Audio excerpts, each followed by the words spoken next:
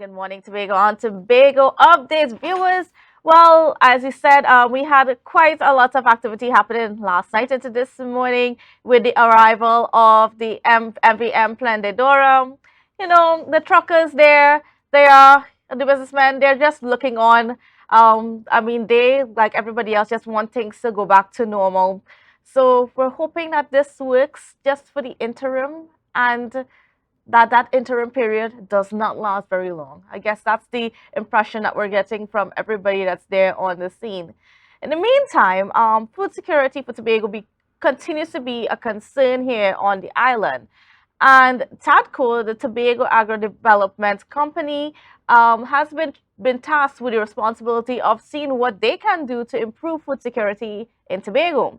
And they have some good news, and that's in regard to what's been happening with the chicken. So I don't know if you've been seeing those ads that's been circulating on social media about, where you could get 4 whole chickens for $120 and so on.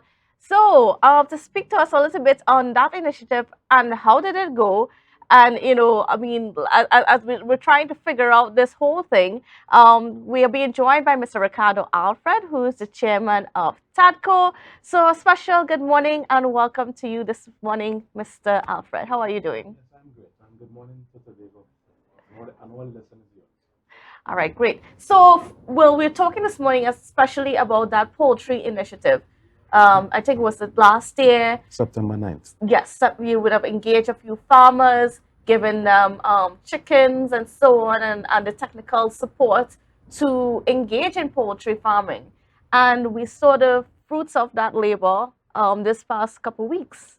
Yeah, so what had happened? September 9th to be exactly last year, we would have embarked on a program where it was a poultry initiative, where we would have started with just only 500 chicken. And to our end result that we had over 50,000 plus chickens in our storage. We were able to actually provide a sustainable product, which is the chicken right here in Tobago, from the Tobago farmers to various persons. With the different sales and marketing structures that we are putting in place in terms of getting persons to TADCO and recognizing the brand that we have, which is TADCO, we actually were approached by several persons, which included a local fast food outlet, which was able to supply chicken to their fast food outlet and Tobagonians throughout the island. So we are definitely going to be continuing with the sale. And I definitely would like to thank all of the persons from Tobago and otherwise for visiting TADCO and purchasing all of the different meats and stuff that we have on the island. The poultry project definitely was a very good strategic move, especially what is happening with the Cabo Star. In the advent that the trucks can't come, they are able still to provide a sustainable product right here in Tobago. So we are quite pleased with that. So how much chicken did we get sold over the past couple of weeks? Well, I'm definitely going to have something published at the end of this month so that persons will definitely have where we started and how much was sold, and you will have all the difference. So it'll be done properly and it will be published for everyone to see. As a result of this, we also had the Capital of Paradise, which is just over 1 year in operation. We definitely have a surplus of fish and stuff on the compound. The Capital of Paradise currently is out at sea. They are now embarking on catching some very needed fish, which is definitely needed for the foreign exchange and the foreign markets outside there. So I would say with these projects that we are doing, we're doing it sector by sector. So we dealt with the fishing aspect, which was through the Capital of Paradise, the poultry into the livestock. We are currently doing more training. So right now, we did some training with some sheep and goat farmers in terms of training them how to slaughter their own animals manually. Between today and tomorrow, they are going to be trained as well in a master butcher course, which is in a collaboration with National Flour Mills, in terms of teaching them how to prepare specialty cuts that they can now provide a product right here into the supermarkets, into the restaurants.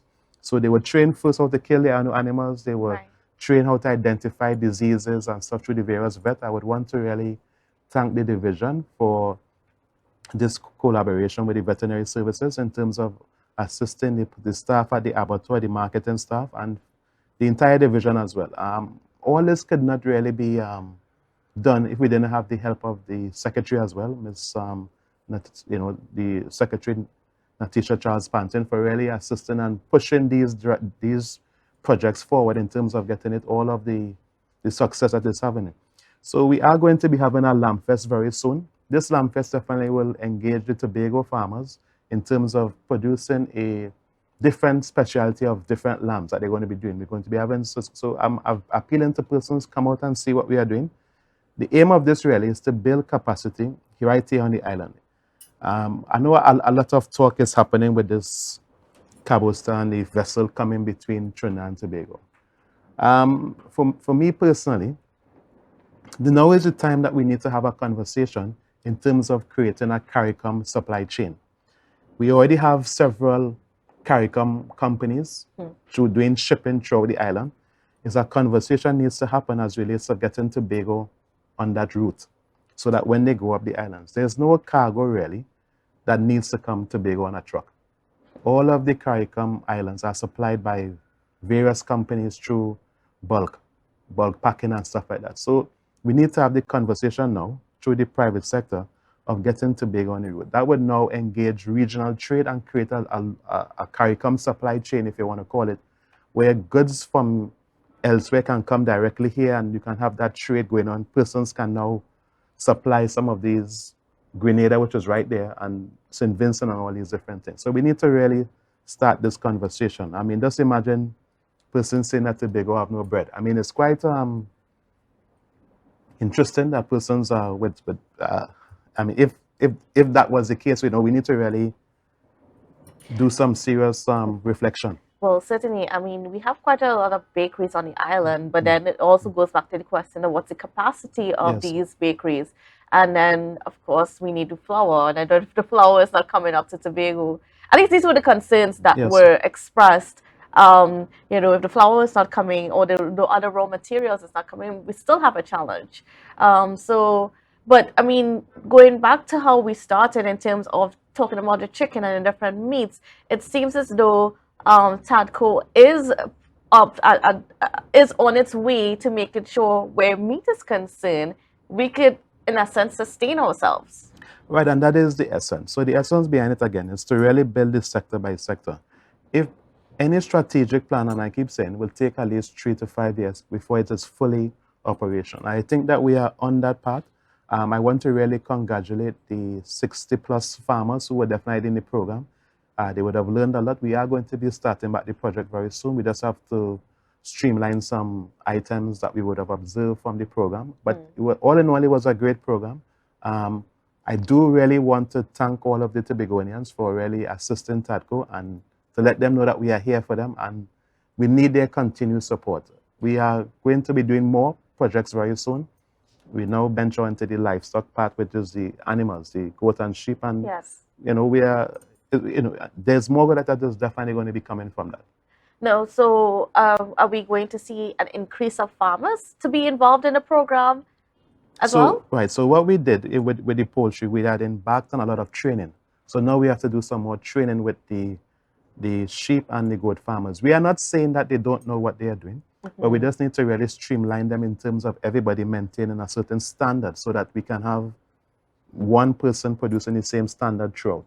And that is what is needed really. So there is going to be a lot more training. As I said, there's a training today and tomorrow as relates to the master butcher training in terms of persons doing specialty cuts into ribs and all these different things that the restaurants and persons in their home might even want. So we're going to be having more training. Training is key. Certainly. Is key. So there's going to be a lot of that. And sector by sector, we're definitely going to be building it out while building the capacity of the local persons right here. And how would this all fit into the mega farm initiative that has been spoken about? Right. So with this type of initiative, you definitely will have some persons doing better than some. And those persons, we definitely will have to have them separated from others and push them in a much larger capacity because there are some farmers who have it as a full-time job. And these are the persons that we definitely would want to push in a much bigger capacity that they could definitely produce more. The aim of it really is to supply 60,000 persons with the possibility of doing regional trade. With the capital of paradise, we are able to do that. Let's just say Right now, if there was our neighbor Grenada would have had an emergency, I can safely say that Tobago could now assist them in providing some food items to provide some sort of relief. We can now add to that because we have the vessel Yes. and we So it's have easy to go and it's easy across. to go across. So we can, without the help of the central government, we can definitely, and this is where we need to be really in terms of assisting our neighbors regionally and providing that trade and that regional trade. That's why the CARICOM supply chain is very crucial. And this is the kind of conversations that we need to be having. We have a lot of talent here that can definitely assist persons up the islands and vice versa. Yeah. Now, as you rightfully mentioned, to fully benefit from these initiatives that you've begun with, it might take about 3 to 5 years. Yes. But what is the goal or what is the picture in 3 to 5 years that you would like to see in terms of food security for Tobago? Is it that we are aiming to produce every single thing that we consume, or is it that there's only certain things that we're going to focus on to make sure that at least we could sustain ourselves in those areas? Yes. So as a developing island, we have to be able to feed ourselves. If you cannot feed yourself, you're basically dependent on what the different sectors will have. Meaning, what is happening right now with the replacement vessel. Tobago for me is a love. I have been fortunate enough to travel the world and work with many different nationalities, many different countries, and I am very pleased in where Tobago is going right now. I'm happy that the direction in which TADCO is going in terms of providing that sustainable product. Right now we have a lot of chicken parts, guys. Come on down. We still have the sale going on, and the aim of this really is to get persons interested. So there may be some entrepreneurs who may want to take the same chicken that we are selling and provide a further value to it, maybe in chicken nuggets or pre-fried goods that could just be popped in the oven. This is the kind of projects that we definitely have to do. The D in development stands for, for TADCO, the D stands for development, which is definitely aim of developing the agro processors and the farmers. So we are very geared. From the board perspective, I'm quite happy with all of the board members. I want to really recognize all of the members because they have been working very hard actually to trying to get all of the different projects on stream and trying to really assist persons right now. We are definitely, you had mentioned flour. There is going to be some more conversations related to flour. We are getting there. We just have to streamline some finances and stuff to get these flour production up and running, which would definitely, in the near future, persons will not say there's no bread in Tobago. So, and of course, that would also depend on the cassava production and all the other root crops that we need to make the flour. Right. So that's why the supply chain, because all of the majority of the ground provision coming to Trinidad and Tobago comes out of St. Vincent. So not even from Trinidad? St. Vincent supplies a lot of the ground provision in Trinidad and Tobago. So having that supply chain to surplus to add it to what we have, we definitely assist persons. Again, we're talking about a 3 to 5 year plan by getting Tobago ready in terms of having all of the raw material ready. But in the meanwhile, we definitely can have some trading happening. All right, great. Yes. I want to thank you so much, Mr. Alfred, for being on with us and for giving us an idea of what's been happening with TADCO and some wins that we are having, even at this time where we are a bit challenged for food on other products here on the island. And maybe soon we might be able to see some local bacon and so on. Well, the possibility exists. We are in conversation with some persons who would want us to supply them with pork so that they could make a certain type of local sausage and stuff like that. But all that is in train, so you're going to be seeing more of these type of stuff. So again, it's sector by sector by making Tobago better, really. And that will be nice in time for Christmas. All right, I want to thank you again, Mr. Alfred. And viewers, please don't go anywhere because we have a lot more coming up for you after the break. It's a brand new morning, rise up to a brand new dawning as the passion start to rise.